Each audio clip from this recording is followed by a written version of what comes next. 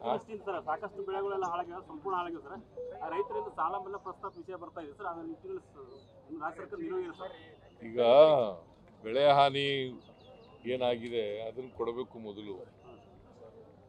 ಅದಕ್ಕೋಸ್ಕರ ಜಂಟಿ ಸರ್ವೆ ಮಾಡಿಸಿದ್ದೀವಿ, ಮಾಡೋಕ್ಕೆ ಹೇಳಿದ್ದೀವಿ, ಸೂಚನೆ ಕೊಟ್ಟಿದ್ದೀನಿ. ಈಗ ರೆವಿನ್ಯೂ ಡಿಪಾರ್ಟ್ಮೆಂಟ್ನವ್ರಿಗೆ, ಅಗ್ರಿಕಲ್ಚರ್ ಡಿಪಾರ್ಟ್ಮೆಂಟ್ನವ್ರಿಗೆ ಬಹುಶಃ ಇನ್ನೊಂದು ವಾರದಲ್ಲಿ ಜಂಟಿ ಸರ್ವೆ ಆಗುತ್ತೆ. ಅದಾದಮೇಲೆ ಬೆಳೆ ಹಾನಿ ಪರಿಹಾರ ವಿತರಣೆ ಮಾಡ್ತೀವಿ.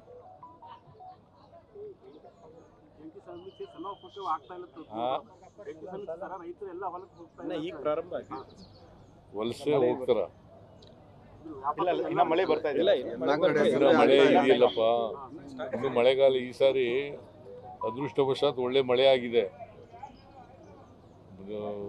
ವಾಳಿಕೆ ಮಳೆಗಿಂತ 4% ಜಾಸ್ತಿ ಆಗಿದೆ ಈ ಸಾರಿ ಮಳೆ. ಓವರ್ ಆಲ್ ಕೆಲವು ಭಾಗಗಳಲ್ಲಿ ಹೆಚ್ಚಾಗಿದೆ. ಈಗ ಬೀದರ್, ಗುಲ್ಬರ್ಗ ಇಲ್ಲೆಲ್ಲ ಜಾಸ್ತಿ ಆಗಿದೆ. ಇಲ್ಲಿ ಯಾದಗಿರಿ, ಬೀದರ್, ಕಲಬುರ್ಗಿ ಇಲ್ಲೆಲ್ಲ ಬೆಳೆ ನಷ್ಟ ಜಾಸ್ತಿ ಆಗಿದೆ. ಕೂಡಲೇ ಅದಕ್ಕೆ ಪರಿಹಾರವನ್ನು ಕೂಡ ಕೊಡ್ತೀವಿ. ಪ್ರಾಥಮಿಕ ವರದಿ ಇಲ್ಲ, ಒಟ್ಟಿಗೆ ಫೈನಲ್ ವರದಿ ತಗೋತೀವಿ.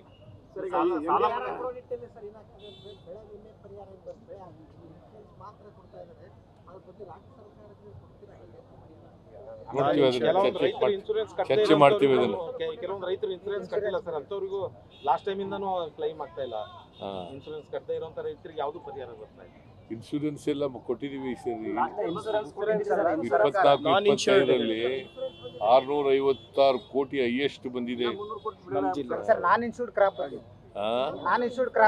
ಇನ್ಶೂರೆನ್ಸ್ ಮಾಡಿಸ್ಕೊಂಡಿಲ್ಲ ಅವರಿಗೆ ಏನಾದ್ರು ಪರಿಹಾರ ಇದೆ? ಅದು ಕೊಡೋಣ.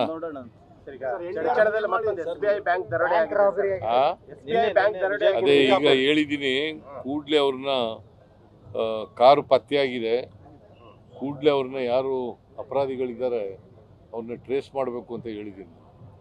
ಬಿಜಾಪುರದ SP ಫೋನ್ ಮಾಡಿ ಕೂಡಲೇ ಅವ್ರನ್ನ ಮಾಡಬೇಕು. ಮತ್ತು ಯಾರು ಈ ಅಧಿಕಾರಿಗಳನ್ನೆಲ್ಲ ಅಲರ್ಟ್ ಮಾಡಲಿಕ್ಕೆ ಹೇಳಬೇಕು ಅಂತ ಹೇಳಿದ್ದೀನಿ. ಬೀದರ್ ಆಯ್ತು, ಚರ್ಚಣ ಆಯ್ತು, ಕಲಬುರಗಿನಲ್ಲೂ ATM ದರೋಡೆ ಆಗಿದೆ ಸರ್.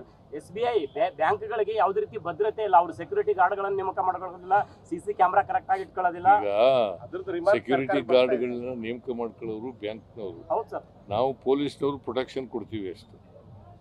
ಬಟ್ ಆ ದುಡ್ಡು ಏನು ಕಳ್ತನ ಮಾಡ್ಕೊಂಡಿರ್ತಾರಲ್ಲ ಸರ್, ಅವ್ರನ್ನ ಸರ್ಕಾರಕ್ಕೆ ಬಳಕೆ ಮಾಡೋದಲ್ಲ, ಇನ್ನೊಂದು ಕ್ರೈಮ್ಗೆ ಬಳಕೆ ಮಾಡ್ಕೊತಾರೆ. ಸೊ ಹಂಗಾಗಿ ಪೊಲೀಸರು ಅಲರ್ಟ್ ಆಗ್ಬೇಕು ಅಂತ ಜನರ ಆಗ್ರಹ ಇರುತ್ತೆ. ಇಲ್ಲ ಹೊರ ರಾಜ್ಯಗಳಿಂದ ಜಾಸ್ತಿ ಆಗ್ತಿದೆ ಸರ್. ಹೊರ ರಾಜ್ಯಗಳು ಬಿಹಾರ್, UP, ಗುಜರಾತ್ ಇಂದ ಈ ರೀತಿಯಾದಂತ ದರೋಡೆಕೋರು ಬಂದು ಮಾಡ್ತಾರೆ ಸರ್. ಅದಕ್ಕೆ ತಡೆಗಟ್ಟಲಿಕ್ಕೆ ಎಲ್ಲ ರೀತಿ ಮುಂಜಾಗ್ರತಾ ಕ್ರಮ ತಗೋಬೇಕು ಅಂತ ಪೊಲೀಸ್ನವರು ಸೂಚನೆ ಕೊಟ್ಟಿದ್ದೀವಿ. ಸಾಲ ಮನ್ನಾ ಬಗ್ಗೆ ಆಮೇಲೆ ಈ ಬ್ಯಾಂಕ್ಗಳಿಗೆ ರೈತರಿಂದ ಸಾಲ ಮನ್ನಾ ಬಗ್ಗೆ ಒತ್ತಾಯ ಕೇಳಿ ಬರ್ತಾ ಇದೆ. ತಮ್ಮ ಬಗ್ಗೆ ನಿರೀಕ್ಷೆ ಇಟ್ಕೊಂಡಿದ್ದಾರೆ ರೈತರು ನಿರೀಕ್ಷೆ ಇಟ್ಕೊಂಡಿದ್ದಾರೆ. ಪರಿಶೀಲನೆ ಮಾಡ್ತೀವಿ.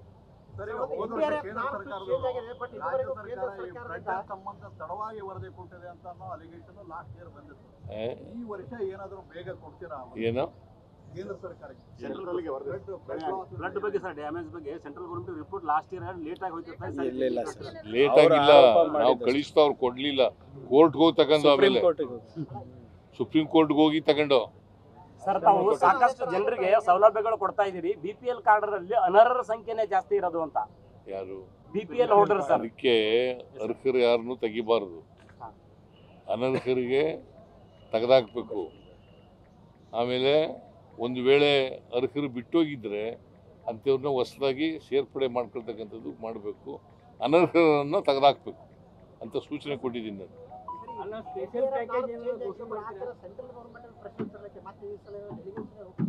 ಇಲ್ಲಿಗೆ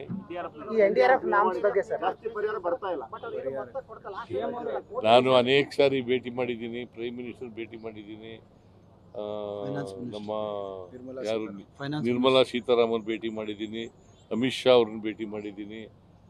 ಏನು ಸರ್ಕಾರ ಸ್ಪಂದಿಸ್ತಾ ಇಲ್ಲ, ಏನು ಮಾಡೋದು ಕೇಂದ್ರ ಸರ್ಕಾರ? ಜನ ಹಸಿವಿನಿಂದ ಬಳಲಬಾರದು ಅಂತ ಅನ್ನಭಾಗ್ಯ ಅಂತ ಒಂದು ಮಹತ್ವದ ಸ್ಕೀಮ್ ಮಾಡಿದಿರಿ. ಯಾದಗಿರಿನಲ್ಲಿ ಅನ್ನಭಾಗ್ಯ ಅಕ್ಕಿ ವಿದೇಶಗಳಿಗೆ ರಫ್ತಾಗ್ತಾ ಇದೆ ಸರ್. CID ಕೂಡಲೇ CID ಎಂಕ್ವೈರಿ ಮಾಡಿಸ್ತಾ ಇದ್ದೀನಿ.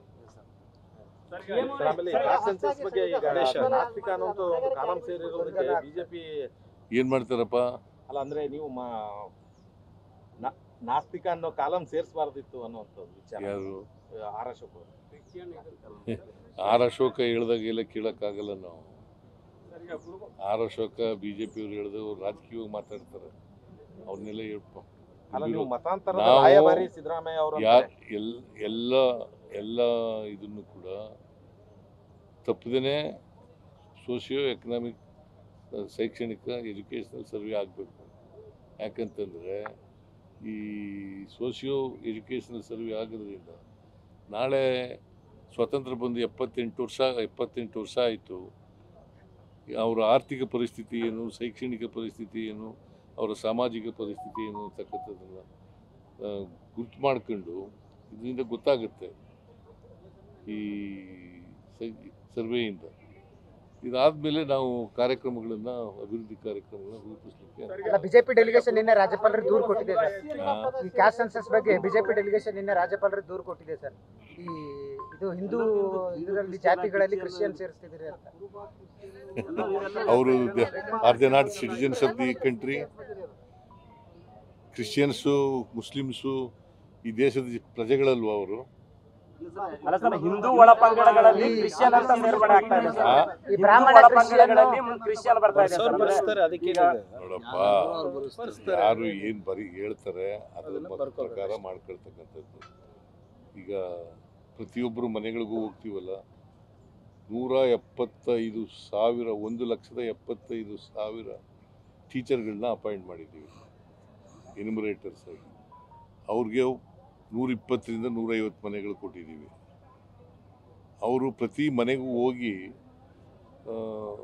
22ರಿಂದ ಸೆಪ್ಟೆಂಬರ್ 22ರಿಂದ ಅಕ್ಟೋಬರ್ 7ರವರೆಗೂ ಕೂಡ ಸರ್ವೆ ಮಾಡ್ತಾರೆ. ಲಾಸ್ಟ್ ಟೈಮ್ಗಿಂತ ಈ ಸಾರಿ 40,000ಕ್ಕೂ ಹೆಚ್ಚು ಟೀಚರ್ಸ್ಗಳನ್ನ ಅಪಾಯಿಂಟ್ ಮಾಡಿದ್ದೀವಿ. ಕುರುಬ ಸಮುದಾಯ ಎಸ್ಟಿ ಸೇರ್ಪಡೆಗೆ ವಾಲ್ಮೀಕಿ ಸ್ವಾಮೀಜಿಗಳು ವಾಲ್ಮೀಕಿ ಸಮುದಾಯ ವಿರೋಧ ವ್ಯಕ್ತಪಡಿಸಿದ್ರೆ ನಾಳೆ ಮೀಟಿಂಗ್ ಮಾಡಕ್ಕೆ ಮುಂದಾಗಿದೆ.